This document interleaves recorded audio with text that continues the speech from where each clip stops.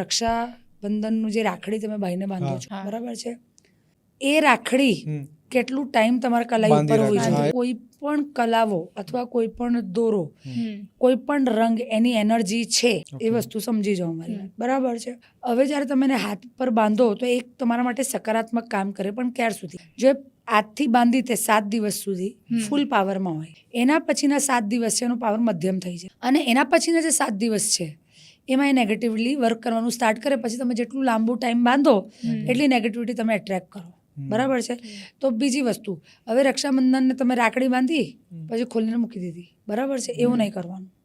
કારણ કે બધી વસ્તુની એનર્જી હોય છે. હવે આજે તમને કઈ એનર્જીથી બેન બાંધે છે, એક પાવરફુલ એનર્જી છે, બરાબર છે. તમે એને વચન આપો છો, પછી તમારે એને જલપ્રવાહ જ કરવી પડે, બરાબર છે. તમે કચરા પેટીમાં નાખો ને તો તમારું ધનનું નાશ થાય, બરાબર છે, તમારી બરકતમાં પ્રોબ્લેમ આવે.